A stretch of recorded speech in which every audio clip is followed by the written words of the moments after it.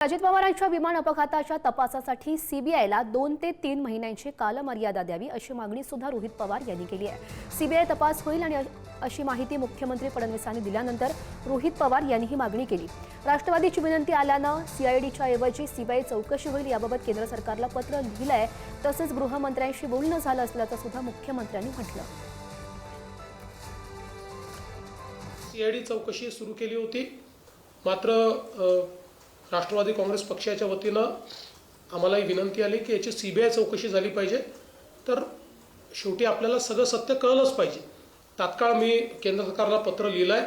मी स्वतः माननीय गृहमंत्र्यांशी बोललो आहे आणि त्याची आपण जी काही सीबीआय चौकशी आहे ती देखील आपण करणार आहोत। सीबीआयच्या माध्यमातून जर तपास होत असेल चांगली गोष्ट आहे, पण एक गोष्ट सर्वांनी नोंद केल्यासारखी आहे। सेंट्रल विजिलन्स कमिटीच्या माध्यमातून जो रिपोर्ट आलाय 7075 सीबीआयच्या केसेस अजून चालू आहेत। तर या विषयामध्ये सुद्धा सीबीआयकडे जर तुम्ही केस दिली असेल नाही तर देणार असेल तर त्याला 2 महिने 3 महिने अशा पद्धतीने कुठेतरी कालमर्यादा लावावी लागेल। उगाच द्यायचं म्हणून देऊन आणि त्याच्यात जर टाइमपास होणार असेल तर हा टाइमपास आम्हाला लोकांना आणि महाराष्ट्राच्या तमाम नागरिकांना त्या ठिकाणी नकोय।